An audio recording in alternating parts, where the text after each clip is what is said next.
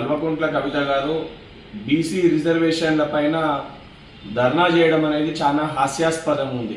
గత 10 ఏళ్ల మీ పరిపాలనలో బీసీ సోదరులకి ముందుగా మీరు ఏం చేసిరో దానిపైన స్పష్టత ఇవ్వాలి. 34% ఉన్న బీసీ రిజర్వేషన్ లోకల్ బాడీస్లో 23%కి తగ్గించిన ఘనత మీది. బీసీ కార్పొరేషన్స్కి కంప్లీట్గా నిధుల్ని ఆపేసిన ఘనత మీది. మీ ఎన్నికల్లో ముదిరాజ్కి ఒక్క సీటు కూడా కేటాయించని ఘనత మీది. కనీసం మీ పరిపాలనలో బీసీల గురించి పట్టించుకోకుండా, బీసీల సంక్షేమం గురించి పట్టించుకోకుండా కేవలం బీసీలని ఒక ఓటు బ్యాంక్గా పరిగణలోకి తీసుకున్న ఒక ప్రభుత్వం మీ హయాంలో బీఆర్ఎస్ ప్రభుత్వం.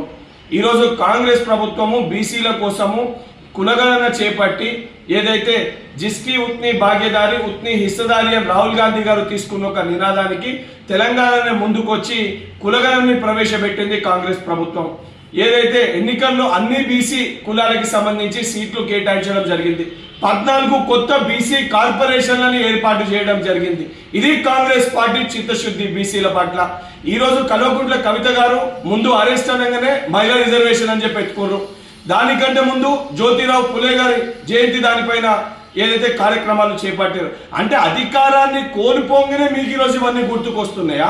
ఏదైతే ధర్నా చౌక్ని గత ప్రభుత్వంలో ధర్నాలు చేయకూడదని చెప్పి ఎత్తేసిన ధర్నా చౌక్లో ఈరోజు ధర్నా చేసే ఒక అర్హత మీకుందా లేదా ముందు పునరాలోచించుకోవాలి కవిత గారు. బీసీలని కేవలం ఓటు బ్యాంకు కోసం వాడుకొని బీసీలని మోసం చేసిన ప్రభుత్వము పార్టీ బీఆర్ఎస్ పార్టీ. బీసీల కోసం 100% చిత్తశుద్ధి ఉంది.